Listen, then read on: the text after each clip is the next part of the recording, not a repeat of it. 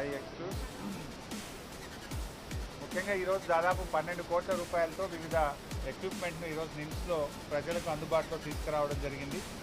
అందులో ముఖ్యంగా medical genetics laboratory, ఇది వారసత్వంగా జన్యు లోపాలు, పుట్టుకతో ఉండేటువంటి జన్యు లోపాలను సవరించడానికి సంబంధించినటువంటి ఒక అత్యాధునికమైనటువంటి ల్యాబ్ను ఈరోజు రాష్ట్ర ప్రజల కోసం అందుబాటులోకి తేవడం జరిగింది.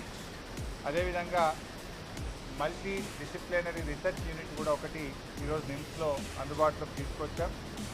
అదేవిధంగా బోన్ డెన్సిటీ మీటర్ను కూడా ఒకటి మరి తీసుకొచ్చాం. ఇది ముఖ్యంగా మన బోన్ స్ట్రెంత్ ఎంత ఉంది, బాడీలో ఎలా ఉంది అనేటువంటిది టెస్ట్ చేయడానికి ప్రభుత్వ రంగంలో ఎక్కడూ లేదు. రాష్ట్రంలో తొలిసారిగా ఈ మన యొక్క బొక్కల యొక్క స్ట్రెంత్ ఎంత ఉంది, ఎలా ఉంది అని ఎవరైనా చెక్ చేసుకోవాలనుకున్నప్పుడు, దాని ఆధారంగా ట్రీట్మెంట్ తీసుకోవాలనుకున్నప్పుడు అది ఎక్కువగా ఉపయోగపడుతుంది.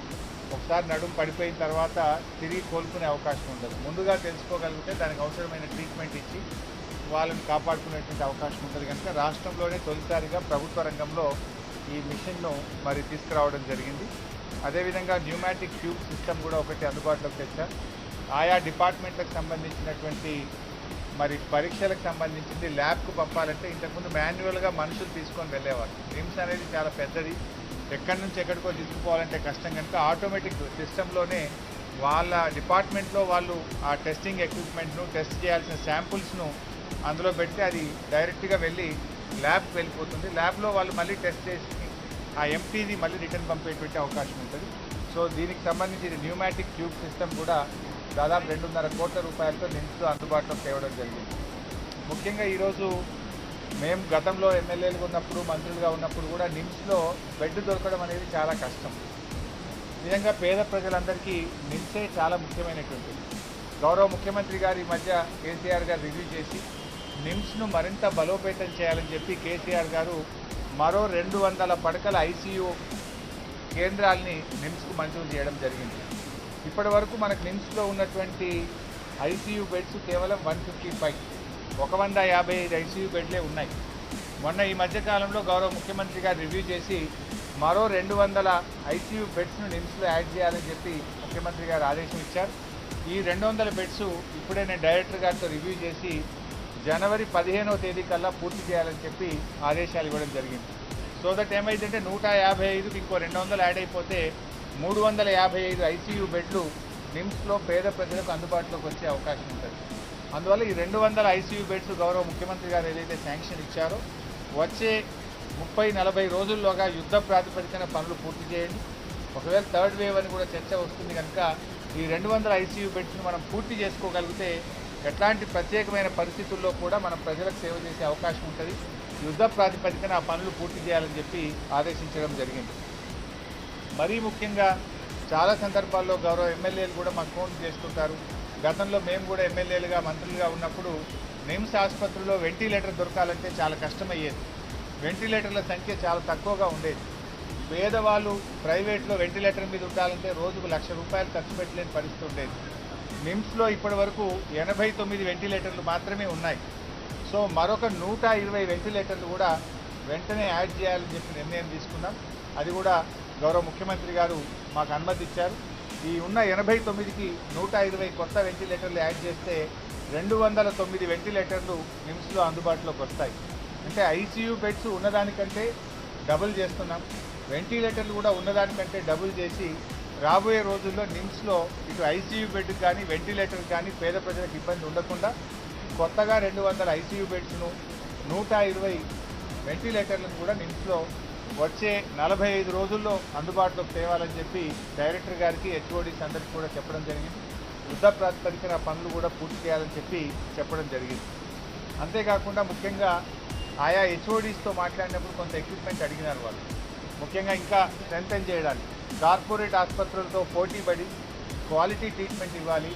కార్పొరేట్ ఆసుపత్రుల లాగా మంచి మెరుగైన వైద్యం ప్రభుత్వ రంగంలో మనం అందించాలన్నప్పుడు మాకు కొన్ని డిపార్ట్మెంట్ల వారీగా ముఖ్యంగా radiology, pathology, micrology, microbiology, biochemistry department కానీ, అదేవిధంగా ఆంకాలజీ డిపార్ట్మెంట్ కానీ, నెఫ్రాలజీ, యూరాలజీ డిపార్ట్మెంట్ నుంచి కానీ, కార్డియాలజీ డిపార్ట్మెంట్ నుంచి, న్యూరో సర్జరీ డిపార్ట్మెంట్ నుంచి కొన్ని రిక్వెస్ట్ వచ్చినాయి.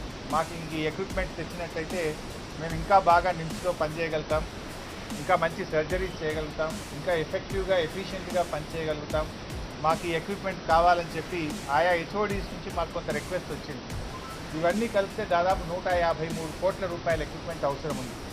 ఇందులో ముఖ్యంగా ఒకటి రోబోటిక్ సర్జరీ. ఏదైతే చాలా క్లీన్గా చేయాలి, చేతి వేళ్ళు వెళ్ళలేనటువంటి చోట ఈ రోబోటిక్ సర్జరీని కార్పొరేట్ ఆసుపత్రుల్లో వాడుతుంటారు. దీని కాస్ట్ దాదాపు 18 కోట్ల రూపాయలు ఉంటుంది.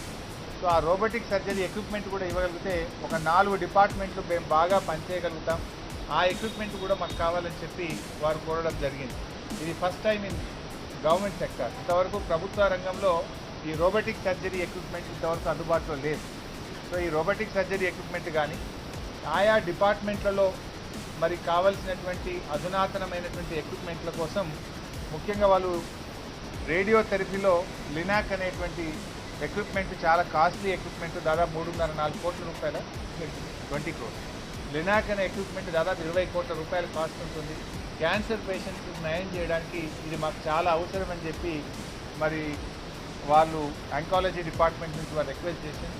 సో ఇవన్నీ ఎక్విప్మెంట్లు దాదాపు 154 కోట్ల రూపాయలు అవసరం అవుతాయి. ఇవి మాకు శాంక్షన్ చేయాలని చెప్పారు. సో ఈ 154 కోట్ల రూపాయలు కూడా ఈరోజు ఇవి మంజూరు చేస్తూ కూడా ఒక నిర్ణయం కూడా తీసుకోవడం జరుగుతూ ఉంది. సో దీంతో ఏమైందంటే మంచి వైద్యం వీళ్ళకి అందుతుంది. ఒకటి ఐసీయూ బెడ్స్ పెంచుతున్నాం, 2 వెంటిలేటర్లు పెంచుతున్నాం, 3 ఈ 154 కోట్ల రూపాయలు మంజూరు చేసి ఆయా డిపార్ట్మెంట్స్లో ప్రొఫెసర్స్ అడిగినటువంటిది ఆయా డిపార్ట్మెంట్ హెచ్ఓడీస్ వాళ్ళకి ఏదైతే కావాలని చెప్పి అడుగుతున్నారో అది మొత్తంగా 154 కోట్ల రూపాయలని మంజూరు చేస్తూ కూడా ఈరోజు ఒక నిర్ణయం తీసుకున్నాం. So that we want to strengthen the NIMS. ఇంకా దీని యొక్క స్థాయి పెంచాలి, కార్పొరేట్ ఆసుపత్రులతో పోటీపడి చేయాలనేదే మా యొక్క లక్ష్యం. ఇవాళ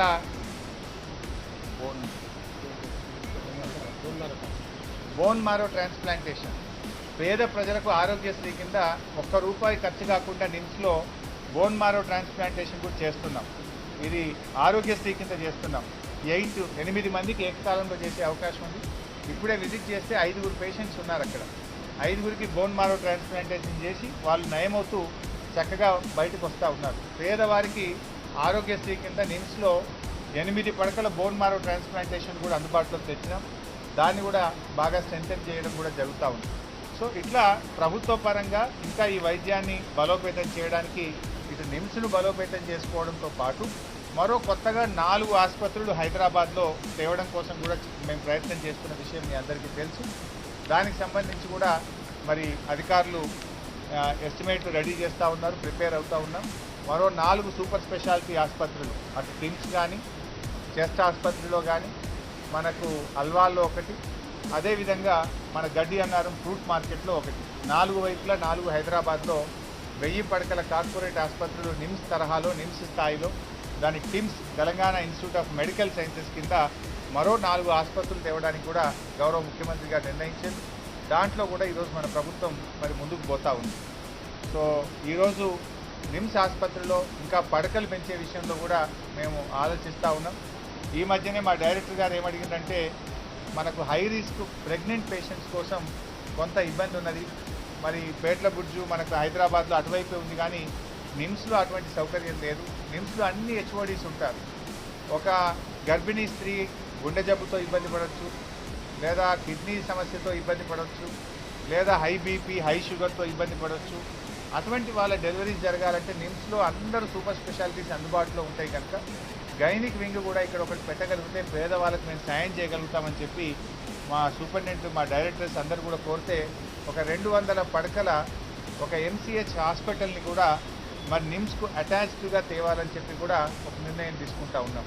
సో దట్ ఇక్కడ రాష్ట్రంలో ఉండే హై రిస్క్ గర్భిణీ స్త్రీ ఎవరైనా ఉంటే వారికి ఇక్కడ మంచి వైద్యం, వారి డెలివరీని జాగ్రత్తగా చేయగలుగుతాం. ఎందుకంటే అన్ని డిపార్ట్మెంట్లకు సంబంధించిన సూపర్ స్పెషాలిటీ ఆసుపత్రి ఇక్కడ ఉంది, అన్ని డిపార్ట్మెంట్స్ ఉన్నాయి, మంచి డాక్టర్స్ కూడా ఉన్నారు కనుక so high risk delivery patients కూడా ఇక్కడ డెలివరీ జరగాలి. రాష్ట్రంలో ఇంకా గర్భిణీ స్త్రీల మరణాల రేటు ఇంకా తగ్గాలి అంటే ఇటువంటి ఒక మంచి ఆసుపత్రి అవసరం ఉందని చెప్పి డైరెక్టర్ గారు మరి డిపార్ట్మెంట్ అంతా కూడా అభిప్రాయపడుతుంది కనుక రాబోయే రోజుల్లో ఒక 200 పడకల ఎంసీహెచ్ ఆసుపత్రిని అదనంగా నిమ్స్కు తీసుకురావాలని చెప్పి కూడా ప్రభుత్వం నిర్ణయం తీసుకుంటా ఉంది. సో ఈ రకంగా మన నిమ్స్ను మరింత బలోపేతం చేసి పేదలకు వైద్యం అందిస్తాం. ఈరోజు నేను ఒక పేషెంట్ని అడిగినప్పుడు కూడా కొంతమంది పేమెంట్ కింద చేరి LOC వస్తూ ఉంది, కొంతమంది ఆరోగ్యశ్రీ కింద చేరుతున్నారు. ఒక పేషెంట్తో ఇందాక నేను ఐ వాజ్ ఇంటరాక్టింగ్. వాళ్ళు ఏమన్నారంటే, మేము ఎద్దు పొడిస్తే వచ్చానని, పాపం కామారెడ్డి జిల్లా నుంచి ఒక పేషెంట్ నేను ఇంటరాక్ట్ అయితే చెప్పినప్పుడు భోజనం గురించి అడిగితే ముందు ఆయన పేమెంట్లో చేరినారు. ఆరోగ్యశ్రీ వారికి భోజనం వస్తుంది, పేమెంట్ వారికి భోజనం రావట్లేదు. నేను ఇప్పుడే డైరెక్టర్ గారితో కూడా చెప్పింది ఏంటంటే, అందరికీ కూడా భోజనం పెట్టండి, మధ్యాహ్న భోజనం. ఎందుకంటే ఒక పక్కన బెడ్లో పేమెంట్ అని, ఈ పక్క బెడ్లో ఆరోగ్యశ్రీ అని ఒకరికి భోజనం ఇచ్చి ఇంకొకరికి ఇవ్వకపోవడం కరెక్ట్ కాదు. హైజెనిక్ ఫుడ్ కూడా దొరకదు. పేషెంట్కు రిక్వైర్డ్ డైట్ మనం ఇవ్వడం ద్వారా వాళ్ళకు మనం జాగ్రత్తగా చూసుకునే అవకాశం ఉంటుంది బయట ఫుడ్ కంటే. సో అందరు పేషెంట్స్ కూడా మీరు ఫుడ్ ఇచ్చే విధంగా మీరు తగిన చర్యలు తీసుకోవాలని చెప్పి కూడా నేను డైరెక్టర్ గారికి ఆదేశం ఇవ్వడం జరిగింది. మనకు ఎవరైతే లోపల పేషెంట్ ఉన్నారో వారికి required diet as prescribed by the doctor మనం ఆ డైట్ ఇవ్వగలిగితే బాగుంటుంది. కొందరికి ఇచ్చి కొందరికి ఇవ్వకపోవడం బాగాలేదు. అందరు పేషెంట్స్ కూడా మరి డాక్టర్ ప్రిస్క్రైబ్ చేసిన విధంగా డైట్ ఇచ్చే విధంగా అందరు పేషెంట్స్ కూడా డైట్ ఇవ్వాలని చెప్పి కూడా నేను ఈరోజు నా దృష్టికి వచ్చిన తర్వాత నేను డైరెక్టర్ గారికి కూడా ఆదేశం ఇవ్వడం జరిగింది. సో ఇట్లా మనం ఇంకా ఏమేమి చర్యలు తీసుకోవాలో కూడా రాబోయే రోజుల్లో తీసుకుంటాం. ఇప్పుడే మా ఎమ్మెల్యే దానం నాగేందర్ గారితో కూడా మాట్లాడి GHMC వాళ్ళతో కూడా కోఆర్డినేట్ చేసి ఒక 5 రూపాయలకే భోజనం పెట్టేటువంటి సౌకర్యాన్ని కూడా త్వరలోనే నిమ్స్లో తేవాలని చెప్పి కూడా ఒక నిర్ణయం తీసుకున్నాం. అటెండెంట్స్కి బాగా ఇబ్బంది అవుతుంది. మరి పేషెంట్కి అయితే లోపల ఇస్తాం, బట్ అటెండెంట్స్ కూడా మన ఇక్కడ భోజనం వసతి ఉండాలి కనుక ప్రత్యేకంగా ఒక బ్లాక్ కూడా కట్టడం జరిగింది. మరి GHMCతో మాట్లాడి త్వరలోనే 5 రూపాయలకే ఇక్కడ భోజన వసతిని కూడా అందుబాటులోకి తీసుకొచ్చి పేషెంట్ అటెండెంట్స్ కూడా వాళ్ళు ఎక్కడో బయటకు వెళ్లాల్సిన అవసరం లేకుండా మంచి నాణ్యమైనటువంటి హైజెనిక్ ఫుడ్ అందుబాటులో తేవాలని చెప్పి ఈ GHMC సహకారంతో, GHMC కోఆపరేషన్తో ఈ 5 రూపాయలకు భోజనం పెట్టే భోజనామృతం కార్యక్రమాన్ని కూడా నిమ్స్లో తీసుకురావాలని చెప్పి కూడా మేము ఈరోజు నిర్ణయం తీసుకోవడం జరిగింది.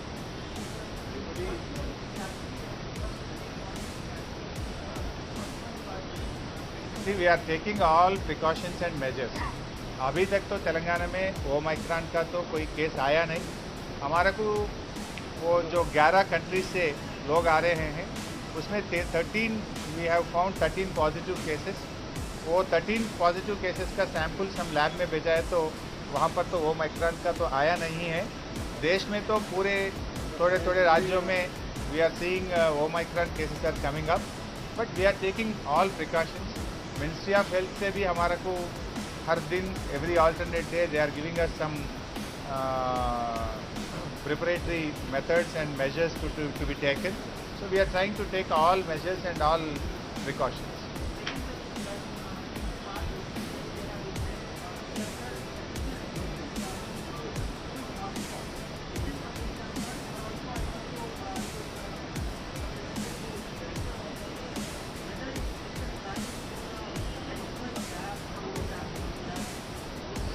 उसके लिए हम 2-3 मेजर्स ले रहे हैं.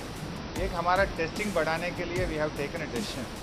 Till yesterday we are doing around 30,000 to 40,000 test per day. Yesterday I took a high level review. In that meeting we have taken a decision to do at least 1 lakh tests per day.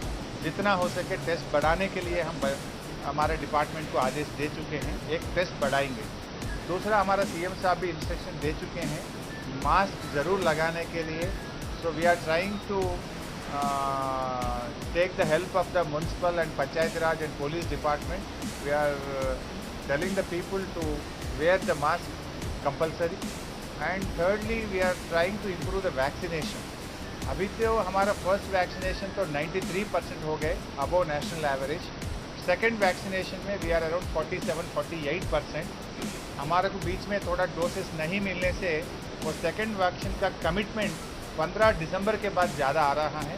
लोग ज़्यादा यहाँ पर Covishield लिए, उसका तो 12 weeks का time होने से और टाइम पीरियड नहीं होने से सेकेंड वैक्सीनेशन में हम थोड़ा पीछे हैं. We are around 47-48%. लेकिन 15 दिसंबर के बाद में हमारे को एक 80 लाख लोगों का एलिजिबिलिटी सेकेंड वैक्सीन का आ रहा है. सो 15 दिसंबर से 30 दिसंबर तक हमारा सेकेंड वैक्सीनेशन का भी इम्प्रूव हो जाएंगे. फर्स्ट वैक्सीनेशन में by involving the municipal administration department and Panchayat Raj department, we are almost reaching 100%. We are already cross 94%. And हमारा लोग भी घर घर को जाके उन लोगों के हर घर में भी जाके we are asking them and we are ensuring that every individual must be given vaccination. So vaccination का एक इम्प्रूव कर रहे, मास्क का एक इम्प्रूव कर रहे, टेस्टिंग भी हम बढ़ा रहे. बूस्टर डोज के बारे में मैं एक हफ्ता पहले ही एक चिट्ठी लिखा हूँ, केंद्र मंत्री को मैं चिट्ठी लिखा हूँ. उन लोगों से अभी तक रिस्पांस आया नहीं. मैं तो बोला कम से कम जो फ्रंट लाइनर्स है उन लोगों के लिए तो बूस्टर डोज देने की ज़रूरत है. आप जल्दी निर्णय लेने के लिए भी मैं केंद्र सरकार को हमारा राज्य के तरफ से हम चिट्ठी लिखे हैं और ये भी हम बताएं कोविशील्ड का टाइम पीरियड भी कम करो. क्या हो रहा है 12 वीक्स होने से उतना सीरियसली चले जा रहा है. अगर से इसके पहले जो तो हम 30-40 डेज में दे रहे थे उसका भी टाइम पीरियड कम करें तो अच्छा रहेगा बोल के भी हम केंद्र सरकार से पूछे.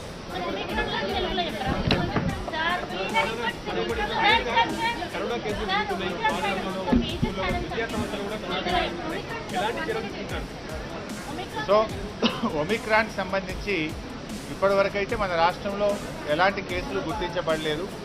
మనకు 11 దేశాలు ఏవైతే మనకు కన్సర్న్ రిస్క్ కంట్రీస్గా మనం గుర్తించబడ్డామో ఆ 11 దేశాల నుంచి వచ్చిన వాళ్ళందరినీ కూడా ఎయిర్పోర్ట్లో టెస్ట్ చేసి నెగటివ్ ఉంటేనే బయటికి పంపిస్తున్నాం, పాజిటివ్ ఉంటే నేరుగా టిమ్స్ ఆసుపత్రికి పంపిస్తున్నాం.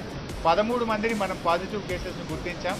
దాన్ని ల్యాబ్స్కి పంపించి చెక్ చేసినప్పుడు ఆ 13 కూడా మరి ఆ వేరియంటు ఒమిక్రాన్ కాదు అని చెప్పి తేలడం జరిగింది. సో ఇప్పటివరకైతే ఒమిక్రాన్కి సంబంధించినటువంటి కేసెస్ మన రాష్ట్రంలో ఇంతవరకు రాలేదు. కానీ గౌరవ ముఖ్యమంత్రి గారు మొన్న క్యాబినెట్ మీటింగ్లో చాలా డీటెయిల్డ్గా రివ్యూ చేసి 3 నిర్ణయాలు ముఖ్యమంత్రి గారు మరి ఇవ్వడం జరిగింది. ఒకటి టెస్ట్ల సంఖ్య పెంచమని చెప్పారు. ఇప్పటివరకు 30-40 వేల టెస్టులు చేస్తున్నాం. రాబోయే రోజుల్లో టెస్టులను 1,00,000 వరకు పెంచమని చెప్పి విరివిగా టెస్టులు చేయమని చెప్పి కూడా వైద్య ఆరోగ్య శాఖను గౌరవ ముఖ్యమంత్రి గారు ఆదేశించడం జరిగింది. రెండో విషయం మాస్క్ అందరూ కూడా ధరించాలని చెప్పి ప్రభుత్వం మరి ఇటు పంచాయతీరాజ్ మున్సిపల్ పోలీస్ అధికారుల సహకారం కూడా తీసుకొని ప్రతి ఒక్కరూ మాస్క్ ధరించే విధంగా కూడా వీలైనంత వరకు ప్రభుత్వ పరంగా మరి దాన్ని ఎన్ష్యూర్ చేయడానికి ఒక ప్రయత్నం చేస్తూ ఉన్నాం. మూడో విషయం మరి ప్రభుత్వంగా మేము ప్రిపేర్డ్నెస్ ఉన్నాం, ఎక్కడ కూడా ఏమి ఇబ్బంది లేదు. ఐసీయూ పడకలు పెంచినాం. రాష్ట్రంలో 27,000 పడకలు ప్రభుత్వ రంగంలో ఉంటే 25,000 పడకలు ఇప్పటికే ఆక్సిజన్ సౌకర్యం కూడా కల్పించినాం. మిగతా 2,000 బెడ్స్ కూడా రాబోయే వారం 10 రోజుల్లోగా సో రాష్ట్రంలో ఉండే ప్రభుత్వ ఆసుపత్రుల్లో ఉండే అన్ని పడకలకు కూడా ఆక్సిజన్ సౌకర్యం ఉండే విధంగా ఆ 2,000 కూడా చేయబోతా ఉన్నాం. ఇప్పటికే 25,000 పడకలకు మేము చేయడం జరిగింది. ఇందాక నేను చెప్పినట్టు ఐసీయూ బెడ్స్ కూడా పెంచినాం, వెంటిలేటర్ సంఖ్య కూడా పెంచినాం, అవసరమైన మెడిసిన్ కూడా మొత్తం కూడా ప్రొక్యూర్ చేసి పెట్టుకున్నాం. సో ఇప్పటికైతే భయపడాల్సిన అవసరం లేదు. ఇప్పటివరకు వస్తున్న సమాచారం ప్రకారం కూడా ఓమైక్రాన్ అనేది వేగంగా విస్తరిస్తుందే తప్ప అంత ప్రాణాంతకం కాదు అంటున్నారు. మనకి ఇప్పటివరకు వస్తున్న మొదటి రౌండ్ వివిధ దేశాల నుంచి కానీ ఎక్స్పర్ట్స్ నుంచి కానీ WHO నుంచి వస్తున్న దాన్ని బట్టి ఇదంతా ప్రాణాంతకం కాకపోవచ్చు, విస్తరిస్తుంది వేగంగా కానీ ప్రాణాంతకం కాదంటున్నారు. బట్ స్టిల్ ప్రభుత్వంగా మేము మాత్రం అన్ని జాగ్రత్తలు కూడా తీసుకునే దిశగానే మేము ప్రయత్నం చేస్తూ ఉన్నాం. ప్రభుత్వంగా ఒకవైపు ప్రిపేర్డ్నెస్ ఉంది, ఇంకోవైపు వ్యాక్సినేషన్ పెంచుతూ ఉన్నాం, ఇంకోవైపు మాస్క్ ధరించే విధంగా ప్రజలకు అందరినీ కూడా అవేర్నెస్ పెంచుతూ ఉన్నాం. ఇట్లా మేము అన్ని ప్రయత్నాలు కూడా చేస్తున్నాం. మనము వ్యాక్సినేషన్ సంబంధించి కూడా దాదాపు 94% మొదటి డోసు మన రాష్ట్ర ప్రజలకు ఇవ్వడం జరిగింది.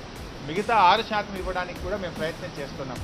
అనుమానాలు అపోహలు అక్కర్లేదు. గర్భిణీ స్త్రీ తీసుకోవద్దనో లేదా వ్యాక్సిన్ తీసుకుంటే కొంతమంది లిక్కర్ తాగొద్దనో లేకపోతే కళ్ళు తాగొద్దనేటువంటి అనుమానాలు కావచ్చు.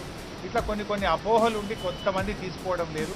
వాళ్ళను కూడా ప్రజాప్రతినిధుల సహకారంతో అనుమానాలు అక్కర్లేదు. వ్యాక్సిన్ అనేది మిమ్మల్ని కాపాడడం కోసమే తప్ప వేరే ఉద్దేశం కాదని చెప్తా ఉన్నాం. నేను ఈ సందర్భంగా అప్పీల్ కూడా చేస్తున్నా. రాజకీయ పార్టీలు కావచ్చు, మరి స్పోర్ట్స్ స్టార్స్ కావచ్చు, ఫిల్మ్ యాక్టర్స్ కావచ్చు, అందరూ కూడా మీరు కూడా ప్రచారం చేయండి. మీ ట్విట్టర్లో పెట్టండి, మీరు ఓపెన్గా అప్పీల్స్ ఇవ్వండి. మీరందరూ కూడా భాగస్వామ్యమై మన రాష్ట్రంలో 100% వ్యాక్సినేషన్ చేసే దిశగా రాజకీయ పార్టీలు, ప్రజాప్రతినిధులు, స్పోర్ట్స్ మెన్, ఫిల్మ్ స్టార్సు, స్వచ్ఛంద సంస్థలు, NGOలు అందరూ కూడా భాగస్వామ్యం కండి. ప్రతి ఒక్కరికి 2 డోసులు వ్యాక్సిన్ వేసే విధంగా మీరందరి సహకారం కూడా ఉండాలని చెప్పి నేను అందరికీ కూడా అప్పీల్ చేస్తూ ఉన్నాం. ఎందుకంటే ఇది ప్రతి ఒక్కరికి కన్సర్న్. మన రాష్ట్రంలో ప్రజలందరూ సురక్షితంగా ఉండాలన్నదే మన ప్రభుత్వం యొక్క సంకల్పం, మన ముఖ్యమంత్రి గారి యొక్క సంకల్పం కనుక మీరు కూడా మీ సామాజిక బాధ్యతగా సినిమా యాక్టర్లు, స్పోర్ట్స్ స్టార్స్, స్వచ్ఛంద సంస్థలు, రాజకీయ పార్టీలు, ప్రజాప్రతినిధులు, అన్ని రకాల అన్ని స్థాయిల ప్రజాప్రతినిధులు, సర్పంచుల నుంచి ఎమ్మెల్యేల వరకు, మంత్రుల వరకు అందరూ కూడా మీరు భాగస్వామ్యమై ప్రజలను చైతన్యపరచండి. ప్రతి ఒక్కరూ వ్యాక్సిన్ తీసుకునే విధంగా ప్రయత్నం చేయండి. మీ ట్విట్టర్లో పోస్ట్ చేయండి, సోషల్ మీడియా ద్వారా ప్రచారం చేయండి, మీడియా ద్వారా ప్రచారం చేయండి. అందరూ కూడా అప్పీల్ చేయండి. ప్రజలను చైతన్యపరుస్తూ మీరు కూడా మా అందరికీ సహకారం అందించాలని చెప్పి I appeal each and every.